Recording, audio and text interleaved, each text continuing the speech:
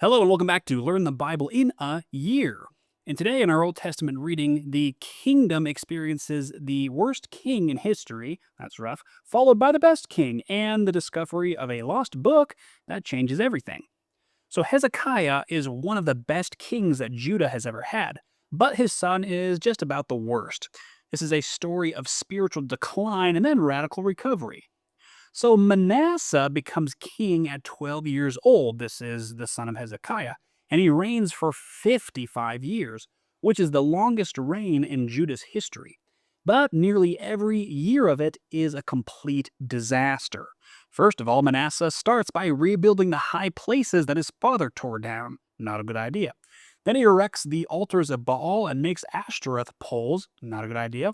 And he bows down to the starry hosts and worships them. Not a good idea. Then he builds altars to foreign gods inside the temple courts, the very courts where God said his name would dwell. Not a good idea. And he sacrifices his own son in a fire. Needless to say, not a great idea. And he consults mediums and spirits, not a good idea. And he places a carved Ashtoreth pole inside the temple itself. Many not a good ideas. So the Lord sends prophets to warn Judah. Because of what Manasseh has done, disaster is coming. Jerusalem would be wiped clean like a dish wiped and turned upside down. The people will be handed over to their enemies. Manasseh also sheds so much innocent blood that he fills Jerusalem from end to end. Now Ammon, who is Manasseh's son, follows in his footsteps, reigning only 2 years before his own officials assassinate him in the palace. The people of the land kill the conspirators and put Ammon's son Josiah on the throne. Josiah is 8 years old when he becomes king. In the 18 years of his reign, he sends his secretary Stephen to the temple to oversee repairs. While Stephen is there, the high priest Hilkiah tells him that he has found the book of the law in the temple. This would be the book of the law of Moses. He gives it to Stephen, and he reads it and brings it to Josiah. When Josiah hears the words of the book of the law, he tears his robes. It's clear from the book that the people have not been doing what it says. That's a little bit obvious. He sends a delegation, including Hilkiah and Stephen, and they inquire of the Lord about what they have found. The delegation goes to a prophetess named Huldah, who lives in Jerusalem.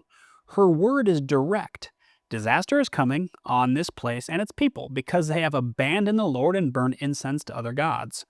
But because Josiah's heart was responsive and he humbled himself before the Lord when he heard the words of the book, he will not see the disaster himself.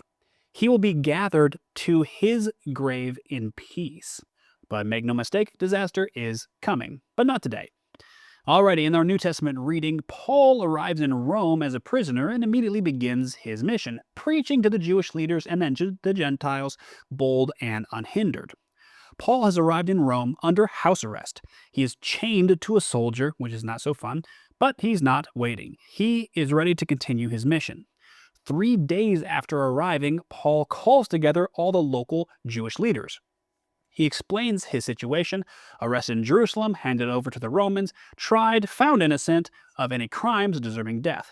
But because the accusers objected, he was forced to appeal to Caesar. He makes it clear, I have no charge to bring against my own people, but I'm here in the hopes of Israel, the resurrection. And this leads to an all-day debate. They arrange a day to meet with him at his lodging. Remember, he's still chained to a Roman soldier, and a large number come. Paul spends the entire day explaining and declaring the kingdom of God. He tries to convince them about Jesus from the law of Moses and the prophets, from morning until evening. And some are convinced, but others refuse to believe. They leave disagreeing among themselves. Now, as they go, Paul has one final word for them. He quotes Isaiah, the passage about people who hear but never understand, who see but never perceive, whose hearts have grown calloused. He tells them the salvation of God has been sent to the Gentiles and they will listen. Paul arrives in Rome for 2 full years in his own rented house. He proclaims the kingdom of God and teaches about the Lord Jesus Christ. He is bold and without hindrance. All right, we're going to finish up today by reading Proverbs 16, verses 28 through 33, and Proverbs 17, verses 1 through 4. And it goes like this. A perverse person stirs up conflict, and a gossip separates close friends. A violent person entices their neighbor and leads them down a path that is not good. Whoever winks with their eye is plotting perversely. Whoever pursues their lips is bent on evil. Gray hair is a crown of splendor. It is attained in the way of righteousness. Better a patient person than a warrior, one with self control than one who takes a city. A lot is cast into the lap, but its very decision is from the Lord. Better a dry crust with peace and quiet than a house full of feasting with strife. A prudent servant will rule over a disgraceful son, and will share the inheritance as one of the family.